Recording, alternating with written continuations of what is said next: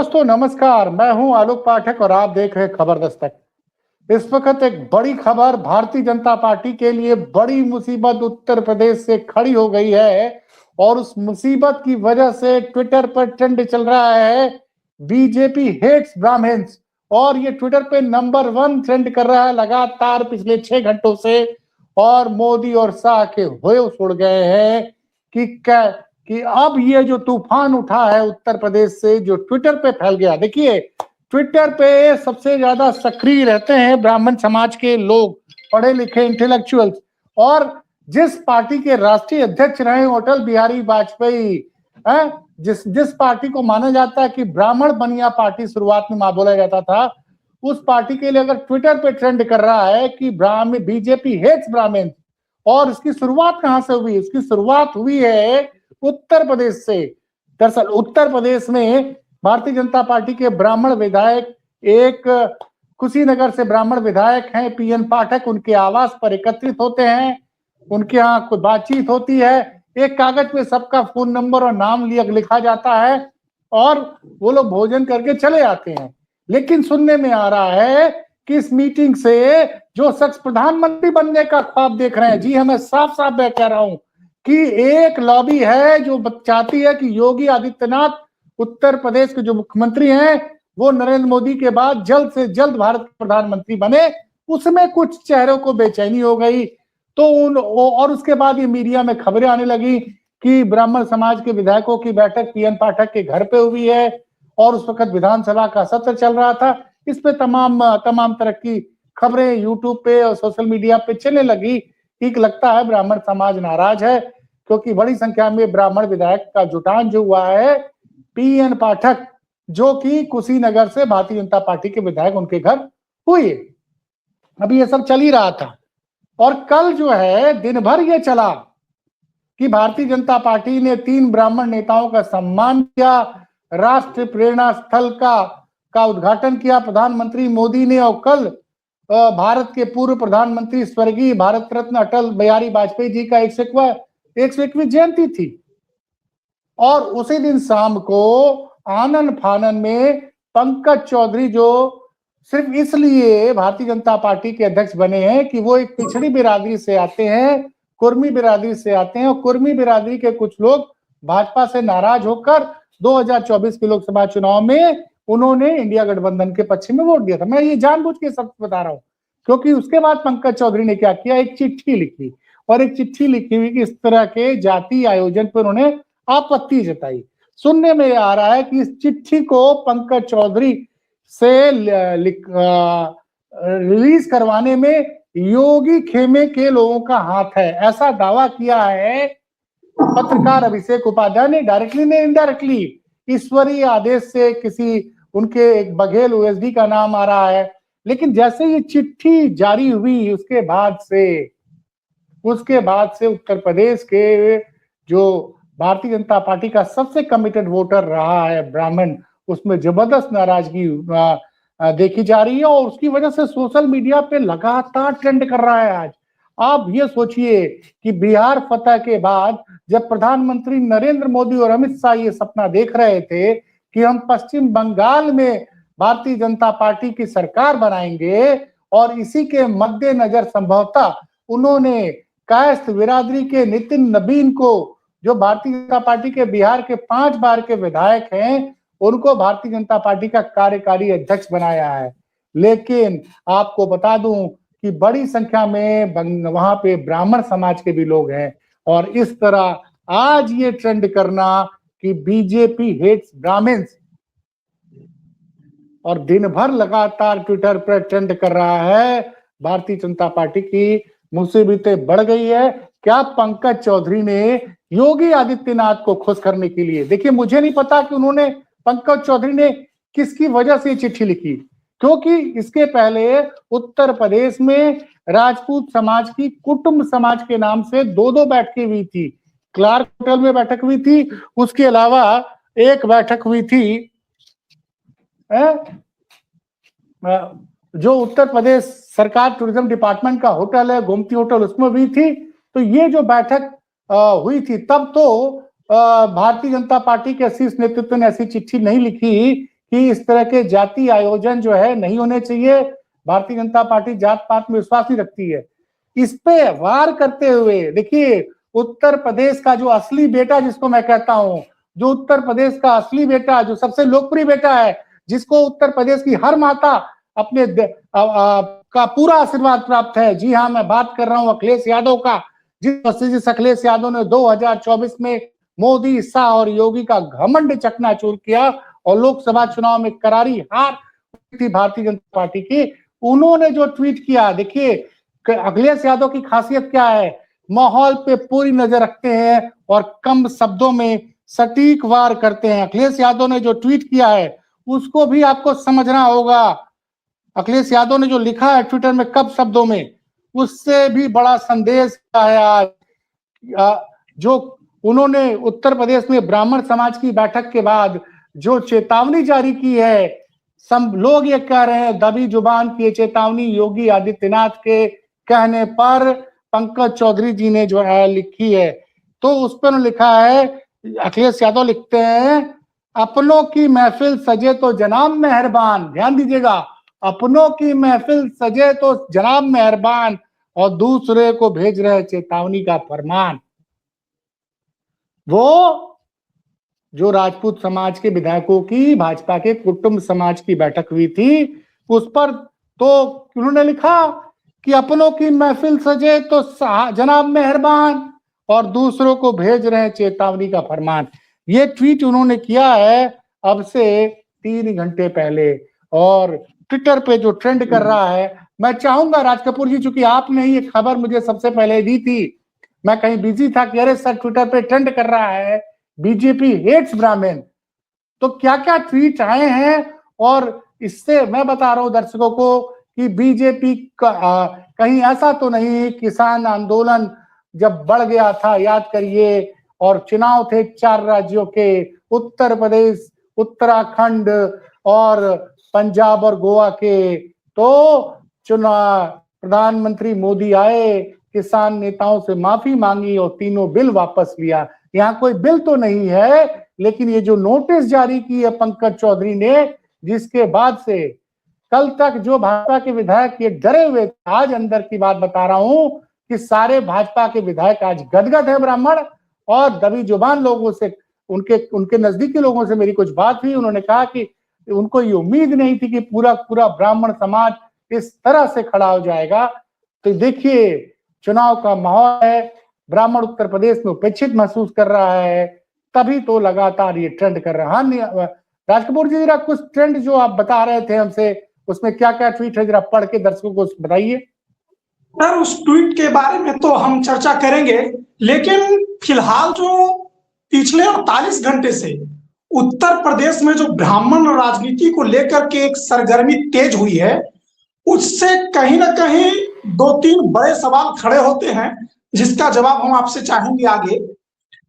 सबसे पहली बात तो कि जब ब्राह्मण विधायकों ने बैठक की तो वो तो चलो ठीक थी, उसके बाद ये जो प्रदेश अध्यक्ष भारतीय जनता पार्टी के नए नवेले बने हैं, जैसा कि कहा जा रहा है कि उन्होंने चिट्ठी जारी की नहीं, किसी के इशारे पर करवाई गई। तो क्या किसी के इशारे पर जो चिट्ठी जारी करवाई गई, उसमें जो शब्दों का इस्तेमाल किया गया है, जिस तरीके के शब्दों का इस्तेमाल उस चिट्ठी में किया गया है, तो कहीं उस चिट्ठी की भाषा से ये जो ब्राह्मण समाज है एक तरह से कहें कि नाराज तो नहीं हो गया? ये पहला सवाल समझने वाला है। दूसरा सवाल सर जो मैं आपसे समझना चाहूंगा कि जो चिट्ठी जारी करने के बाद क्या भारतीय जनता पार्टी को इस बात का अंदाजा नहीं था कि चिट्ठी जारी करने का फरमान इतना महंगा पड़ जाएगा कि ट्विटर पर ही ट्रेंड करने लगेगा?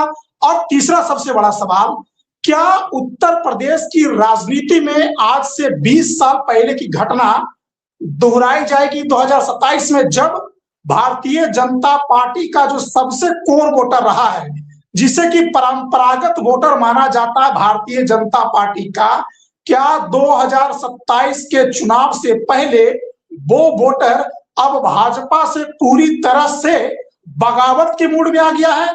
ये बड़ा सवाल है।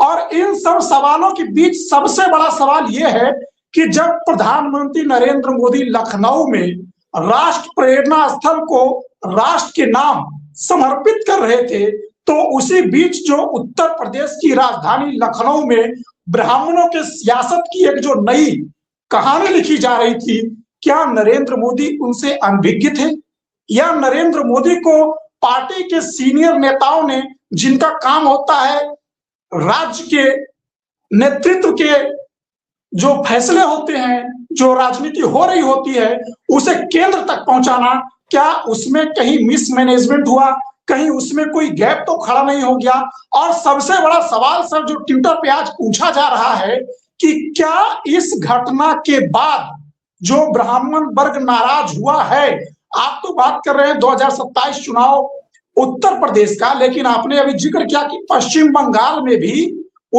उत्तर प्रदेश की तरफ ब्राह्मण वर्ग या ब्राह्मण वोटर बड़ी तादाद में है, जो अभी तक पश्चिम बंगाल में तृणमूल कांग्रेस के साथ बताया जाता है। तो क्या ये समझ रहे थे कि जिस ब्राह्मण को मैं अब पश्चिम बंगाल में भी साथ लूंगा और उत्तर प्रदेश में तो हमारे साथ हमेशा से परंपरागत रूप से रहता ही रहता है, तो क्या पहला झटका जो उत्तर प्रदेश में नाराज ब्राह्मण है वो कहीं पश्चिम बंगाल में तो नहीं देने वाले हैं? ये बड़ा सवाल है। देखिए, एक बात को आपको समझना पड़ेगा, ममता बनर्जी खुद ब्राह्मण समाज से आती हैं। समझिए, ममता बनर्जी लगातार पिछले 15 सालों से बंगाल की मुख्यमंत्री हैं। लगातार जो है वो मतलब अकेले सड़क से खड़ी होकर उन्होंने अपनी पार्टी बनाई, तमिल टीएमसी खड़ा किया है, और सारे राष्ट्रीय दल बंगाल में एकदम अब उनकी कोई उपस्थिति नहीं रह गई है, कांग्रेस की कोई हैसियत वहां नहीं है, और लेफ्ट जिसने कि बंगाल में करीबन 30 साल तक शासन किया, उसकी भी कोई हैसियत नहीं रह गई है। वो किस वजह से हुआ? क्योंकि उनके साथ, ममता बनर्जी के साथ ब्राह्मण समाज जुड़ा था, सवर्ण समाज जुड़ा था, मुस्लिम समाज जुड़ा था, और ओबीसी दलित भी जुड़ा हुआ था। उनका वोट शेयर 48 से 50% रहा है। तो ऐसी परिस्थितियों में भारतीय जनता पार्टी ने जो वहां पे बड़ी संख्या में कायस्थ समाज के लोग हैं, उनको प्रभावित करने के लिए, क्योंकि ज्योति बसु जो बंगाल के सबसे ज्यादा समय तक मुख्यमंत्री रहे हैं, वो कायस्थ समाज से आते हैं, तो उसी को मद्देनजर रखते हुए उन्होंने नितिन नवीन को भारतीय जनता पार्टी का राष्ट्रीय कार्यकारी अध्यक्ष नियुक्त किया है। तो ऐसे समय में जहां बीजेपी, अटल बिहारी वाजपेयी जो बीजेपी के सबसे बड़े चेहरे माने जाते हैं, जिस दिन उनकी मूर्ति का उद्घाटन हो रहा है, आप ये बताइए ना, अगर भारतीय जनता पार्टी के प्रदेश नेतृत्व ने, ठाकुर समाज ने, जब कुटुंब ठाकुर समाज के विधायकों ने कुटुंब समाज की बैठक की थी भाजपा के, तब क्यों नहीं ये चिट्ठी जारी की गई? पहली बात। दूसरी बात, ये आपने चिट्ठी जारी की, इसको सार्वजनिक क्यों किया गया? बाकायदे प्रेस रिलीज क्यों जारी कराई गई? और पत्रकार अभिषेक उपाध्याय जो लिख रहे हैं, जो मैंने ट्वीट कल पढ़ के सुनाया था कि क्या ईश्वरीय आदेश पर के दबाव में ये पत्र जारी किया गया है, तो कहीं ना कहीं उनका इशारा योगी आदित्यनाथ की तरफ था। तो अब एक चीज बताइए, थोड़ा सा रुकिएगा। कल हमारे ही चैनल पर समाजवादी पार्टी के प्रवक्ता विवेक पांडे बैठे थे, उन्होंने हमारे ही डिबेट में कहा था कि उत्तर प्रदेश में इस वक्त भारतीय जनता पार्टी में अंदर वर्चस्व की लड़ाई चल रही है। एक तरफ जहां गुजरात लॉबी ने सरदार वल्लभ भाई की पटेल लगाकर अपने आप को भारतीय जनता पार्टी में सर्वश्रेष्ठ या बड़ा दिखाने की कोशिश की, तो हो सकता है, उन्होंने बताया कि योगी आदित्यनाथ ने इन 3 बड़े नेताओं की मूर्तियां लगाकर लखनऊ में अपने आप को पार्टी में सर्वश्रेष्ठ बताने की कोशिश की है। मतलब वो कहीं ना कहीं उनके पैरेलल या उसके ऊपर पार्टी में अपने आप को दिखाना चाहती है। बड़ा सवाल दूसरा जो है कि क्या जब उनको लगा कि मूर्ति बना करके तो चलो हम क्रेडिट नहीं ले पा रहे हैं, तो ऐसा करो कि पार्टी के अंदर कुछ ऐसे डिसीजन करवाओ या कुछ ऐसे फैसले लो जिससे पता चले कि नहीं, उत्तर प्रदेश में योगी आदित्यनाथ ही पार्टी के सबसे बड़े चेहरे हैं। संगठन से बड़ा बनने की कोशिश में कहीं योगी आदित्यनाथ के द्वारा रचा गया ये जो पिछले 48 घंटे से प्रपंच है, कहीं उत्तर प्रदेश में 2027 के चुनाव में भारतीय जनता पार्टी को भारी तो नहीं पड़ जाएगा? ये 27 का चुनाव तो दूर है राज कपूर जी। देखिए, सबसे महत्वपूर्ण बात यह कि भारतीय जनता पार्टी और एनडीए चाहेगी कि 2027 में अगस्त में राष्ट्रपति का चुनाव होने वाला है। राष्ट्रपति के चुनाव में भारतीय जनता पार्टी एनडीए को इसलिए सफलता मिल गई थी कई राज्यों में। आज की डेट में भारतीय जनता पार्टी के पास 75 के करीब विधायक है बंगाल विधानसभा में। अगर 75 नहीं आते हैं, कुछ कम हो जाते हैं, ये संख्या 40 पे या 30 पे आ जाती है। उसमें इसलिए कह रहा हूं क्योंकि 2019 के लोकसभा चुनाव में भारतीय जनता पार्टी ने बंगाल में 28 सीटें जीती थी, माफ कीजिएगा 18 सीटें जीती थी, और टीएमसी ने 22 सीटें जीती थी।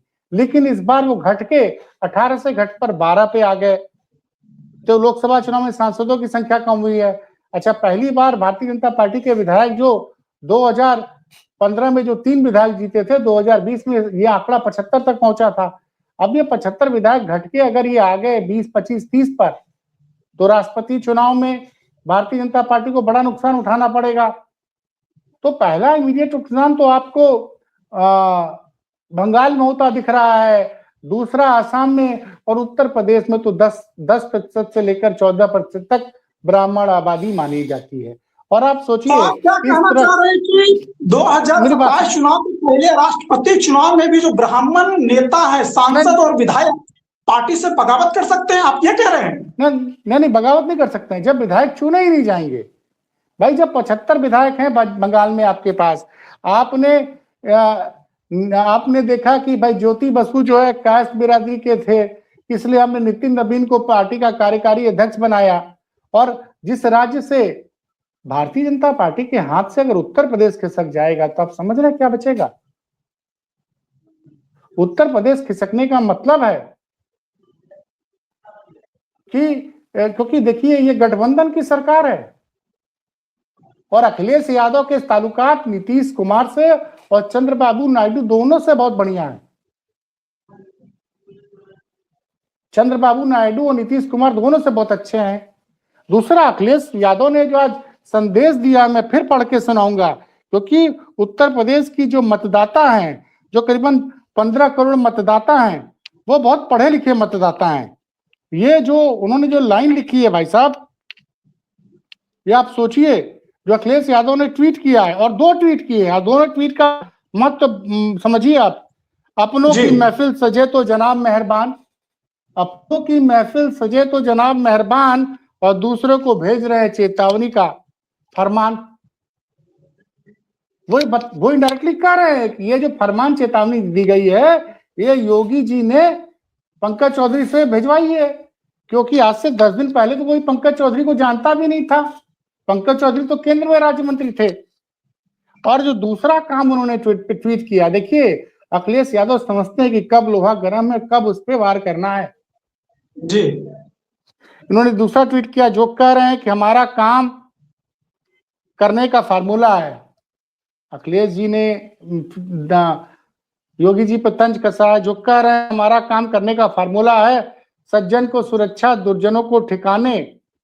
सही माने वो ये कह रहे हैं कि स्वजन को सुरक्षा, स्वजन को सुरक्षा और दुर्जन के बचाने का फार्मूला ही हमारा असली फार्मूला है।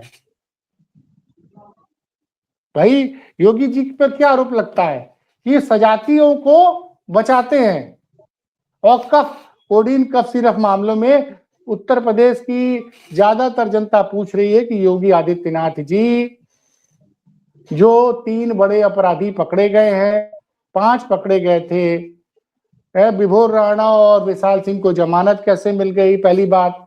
दूसरी बात, आलोक सिंह जो एसटीएफ का बर्खास्त सिपाही है, उसने कैसे सैकड़ों करोड़ की कोठी बनाई है, कहां से उसका आमदनी का स्रोत था। अमित सिंह टाटा जो गिरफ्तार हुआ है, उसने लोग सुनने मारा कि सैकड़ों करोड़ की मिल्कियत, हैसियत उसकी बन गई है। तो इनके अवैध धंधे से कमाए गई इमारतों पर बुलडोजर क्यों नहीं चल रहा है, इसी पे अखिलेश यादव ने तंज कसा है।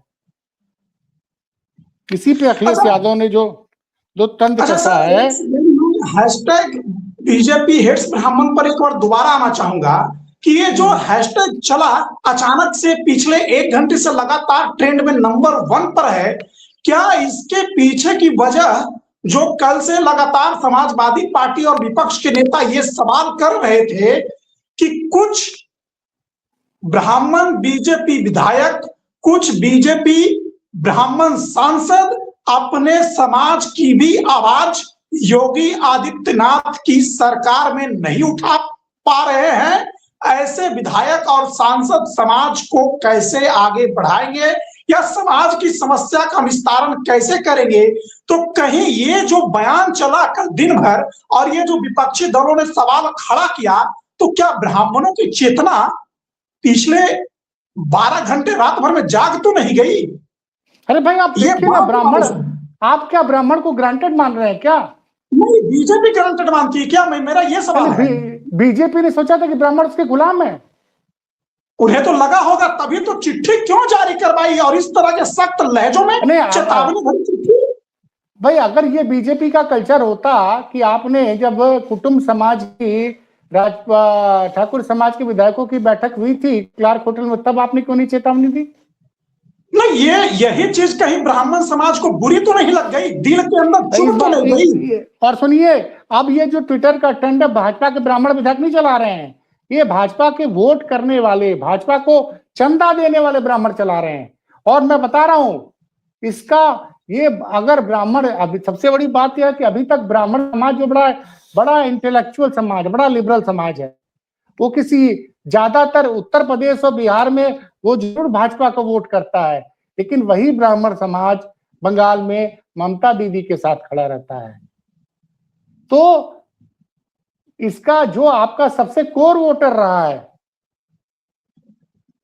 ये माना जाता है कि ब्राह्मण समाज आपको 80 से 90%, 95% भाजपा को लगातार वोट करता है जी। अगर उस समाज को आज लग गया कि हमारे बीजेपी ब्राह्मणों से नफरत करती और लगातार ट्रेंड चल रही है, तो मैं बार बार कह रहा हूं कि कहीं पंकज चौधरी ने योगी और प्रमपा को खुश करने के चक्कर में बीजेपी को बड़ी मुसीबत में तो नहीं फंसा दिया ये चिट्ठी लिखकर, और कहीं नरेंद्र मोदी को ब्राह्मणों से माफी न मांगनी पड़ जाए,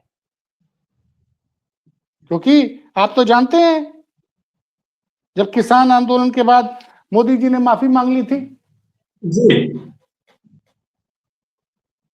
तो ये एक बड़ी मुसीबत, कहते हैं ना कि बीजेपी के किसी भी नेता को उम्मीद नहीं थी कि इस तरह से सोशल मीडिया पे इतनी नाराजगी, चाहे फेसबुक उठाइए चाहे ट्विटर उठाइए, और ब्राह्मण समाज काफी पढ़ा लिखा समाज है, वो कभी इस तरह से बातें नहीं करता। अगर वो इस तरह से खुल के बात कर रहा है तो आप सोचिए, राजस्थान में भी बड़ी संख्या में ब्राह्मण है, हिमाचल प्रदेश में है, उत्तराखंड में है। तो क्या इस बीच में सर जो ये ट्विटर ट्रेंड चला है और बीजेपी की जो फजीहत हुई है, तो क्या उत्तर प्रदेश के जो बड़े ब्राह्मण नेता हैं, चाहे सांसद हो या चाहे विधायक हो, क्या उन्हें भारतीय जनता पार्टी का शीर्ष नेतृत्व डैमेज कंट्रोल करने के लिए दिल्ली बुला सकती है? और अगर दिल्ली ब्राह्मण समाज के शीर्ष नेताओं को, जो भारतीय जनता पार्टी उत्तर प्रदेश के हैं, क्या नरेंद्र मोदी की नजर अब उत्तर प्रदेश की राजनीति पर केंद्रित हो गई होगी? और क्या वो लगातार इस चीज की मॉनिटरिंग कर रहे हैं कि उत्तर प्रदेश में भारतीय जनता पार्टी कोई डैमेज न होने पाए? देखिए राज कपूर जी, मेरे पास कुछ इनपुट है, मैं उस पर अभी एक वीडियो करूंगा। अच्छा। कि जनवरी में हो सकता है कि एक बड़ा उलट हो जाए, मैं उसकी अगली वीडियो में उसकी चर्चा करूंगा। फिलहाल ये है कि मोदी और शाह की नींद उड़ गई है, और ट्विटर पे जो ट्रेंड हो रहा है इससे भारतीय जनता पार्टी, क्योंकि अब वो वोटर उनसे नाराज हो रहा है जो जनसंघ के दिनों से उनके साथ रहा है। आप सोचिए कि अटल बिहारी वाजपेयी 1952 में जरूर चुनाव हार जाते हैं, लेकिन जिस बलरामपुर से 1957 में चुनाव जीतते हैं वहां बड़ी संख्या में ब्राह्मण वोटर। और खुद बताता हूं, प्रधानमंत्री मोदी जिस वाराणसी संसदीय क्षेत्र से चुनाव जीते हैं, 1991 से लेकर 2014 तक उस सीट पर सिर्फ ब्राह्मण सांसद चुना आ गया था। 1991 में माफ कीजिएगा, 1991 से 96 तक शिरीष चंद्र दीक्षित वहां से चुनाव जीते थे, और बाद में 2004 से 2009 राजेश मिश्रा जी वहां से चुनाव जीते थे। ये बीच में जरूर 1996 से लेकर 2004 तक वहां शंकर प्रसाद जायसवाल सांसद थे, लेकिन वो इसलिए सांसद बने थे क्योंकि तब उत्तर प्रदेश की जनता अटल बिहारी वाजपेयी को प्रधानमंत्री बनाना चाहती थी, इसलिए उस वक्त वाजपेयी जी का चेहरा था। और ये मैं चूंकि बनारस में उस दौरान था, सड़कों पे ये पोस्टर होर्डिंग लगते थे कि अटल बिहारी वाजपेयी को प्रधानमंत्री बनाना है तो कमल के वोट पर मोहर लगाना है। उसमें कैंडिडेट मायने नहीं रखता था, और उसकी वजह से शंकर प्रसाद जायसवाल लगातार चुनाव जीते। और उसके बाद 2004 से लेकर 2009 तक राजेश मिश्रा वहां पे थे सांसद, जो कांग्रेस के थे। उसके 2009 से 2014 तक वो मुरली मनोहर जोशी वहां से सांसद बने हैं। तो खुद प्रधानमंत्री मोदी को पता है कि 2019 में उनकी जीत का मार्जिन 2,70,000 के करीब था। वो ब्राह्मण चूंकि नाराज थे थोड़ी बहुत 2024 में, तो उनकी मार्जिन कम हुई थी। अब जिस तरह का ट्रेंड चल रहा है सोशल मीडिया पर, उससे स्वाभाविक रूप से अगर समय रहते भाजपा ने ब्राह्मणों का अपनी ओर वापस लाने का कोई ठोस कदम नहीं उठाया, तो भाजपा को उत्तर प्रदेश तो बाद में है, पहले बंगाल में और आसाम में इसका नुकसान उठाना पड़ेगा। तो चलिए ठीक है सर, आपने जो वीडियो के अंत में बताया कि अगले कुछ समय के बाद आप एक और इंफॉर्मेटिव वीडियो लेके आने वाले हैं, दर्शक उसका इंतजार कर रहे हैं। फिलहाल इस चर्चा को यहीं समाप्त करते हैं और उस वीडियो का इंतजार हम लोग बेसब्री से करेंगे। धन्यवाद।